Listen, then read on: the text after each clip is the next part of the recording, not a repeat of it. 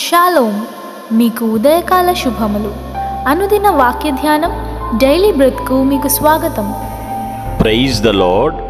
ఈ దినము కొరకు సిద్ధపరచబడిన దేవుని వాక్యము మత్తయి సువార్త 28వ అధ్యాయము 2వ వచనం. ఇదిగో ప్రభువు దూత పరలోకము నుండి దిగివచ్చి రాయి పొర్లించి దాని మీద కూర్చుండెను. అప్పుడు మహాభూకంపము కలిగెను. ప్రభునందు ప్రియులారా, ముందుగా మీకు హృదయపూర్వక వందనములు తెలియజేస్తూ ఉన్నాను. మానవ జాతి చరిత్రలో పునరుద్ధాన సంఘటన అనేది అత్యంత వివాదాస్పదమైనటువంటి అంశం అని సెయింట్ అగస్టస్ గారు చెప్పారు. అదేంటి? అవును, ఇది అన్ని యుగాలలో తీవ్ర వ్యతిరేకతను ఎదుర్కొందండి. నమ్మలేదు పునరుద్ధానాన్ని చాలామంది. ఆ రోజు సద్దూకయ్యులే కాదు, చాలామంది నేటికి నమ్మట్లేదు. కానీ మనం ఈ 28వ అధ్యాయాన్ని కానీ సరిగ్గా చదివితే మనకు దాని నిర్ధారణ లభిస్తుంది. 27వ అధ్యాయము 28వ అధ్యాయములకు ఒకదానికేమో రాజు మరణించాడని పెట్టొచ్చు, రెండవ దానికి రాజు చిరంజీవి అనేటువంటి టైటిల్ పెట్టొచ్చండి. మనం ఇప్పుడు చదువుకున్న వచనాల్లో ఆ పునరుద్ధానపు రోజున జరిగిన చాలా సంఘటనలు మనం చూడగలుగుతాం. మనం చదువుకున్న వచనంలో ప్రభుదూత దిగివచ్చి రాయిని వెనక్కి పొర్లించినట్లు మనం చూస్తాం.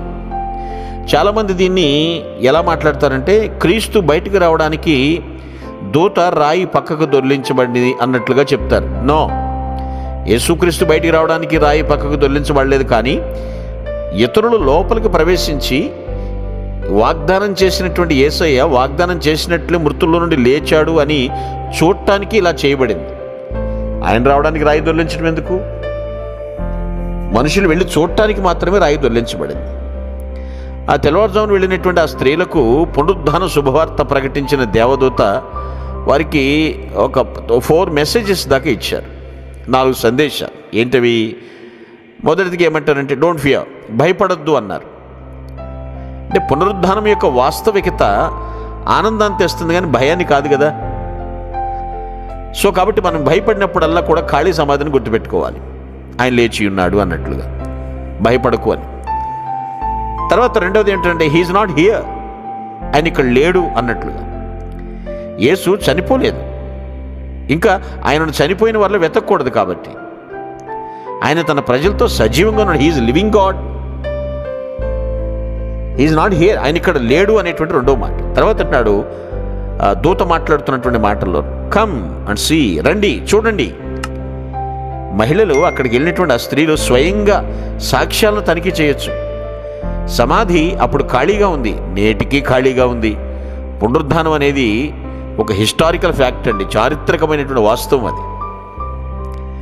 4వ సందేశం ఏంటంటే గో క్విక్ అండ్ స్పెల్, త్వరగా వెళ్ళి చెప్పండి.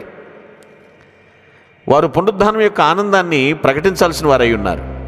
మనం కూడాను యేసయ్య పునరుద్ధానం అనే గొప్ప వార్తను వ్యాప్తి చేయాలి. ఎందుకంటే ఇది క్రైస్తవ విశ్వాసానికి చాలా కీలకం.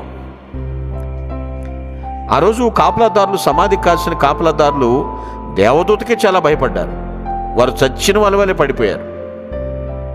ఏమనుకుని అర్థం తీసుకోవాలంటే మనం యేసుక్రీస్తు ప్రభువారి పునరుద్ధానానికి మొదటి సాక్షులు వాళ్ళు కాపలాదారులు అని చెప్పచ్చు. ఇది ఓల్డ్ టెస్టిమెంట్, పాత నిబంధన ప్రాఫెసీ ఫుల్ఫిల్మెంట్గా, ప్రవచన నెరవేర్పుగా ఇది జరిగిందండి. నీ పరిశుద్ధుని కుళ్ళు పట్టనీయవు, కీర్తన 16:10లో ఉన్నట్లుగా. పునరుద్ధాన సంఘటనలు నిజం, అబద్ధం అనేది కాదు. ఆయన తిరిగి లేచి ఉన్నాడన్నమాట వాస్తవం. విశ్వాసాన్ని పరిశీలన చేసుకున్నప్పుడు, పరీక్ష పెడుతున్నప్పుడు, భయపడుతూ ఉన్నప్పుడు వెంటనే యేసుక్రీస్తు ఖాళీ సమాధిని మనం జ్ఞాపకం చేసుకోవాలి. ఆ సంఘటనలు మనకు సంతోషాన్ని ఇస్తూ ఆయన సేవించుటకు తోడ్పడుదునుగాక. మీ కొరకు ప్రార్థించుటకు మేమెల్లప్పుడూ సిద్ధం. ప్రభు నామమున మీ అందరికీ వందనములు. ఈ మా సందేశముల ద్వారా మీరు ఆశీర్వదింపబడినట్లయితే మీ తోటి వారికి షేర్ చేసి దేవుని రాజ్య సువార్తలో మీరు కూడా పాలుభాగస్తులు కావాలని ఆశిస్తున్నాం. మొదటిసారిగా ఈ ఛానల్ను చూస్తున్నట్లయితే మా ఛానల్ను సబ్స్క్రైబ్ చేయండి. వీడియోలు నోటిఫికేషన్ రూపంలో పొందుటకు బెల్ బటన్ని ప్రెస్ చేయండి. God bless you.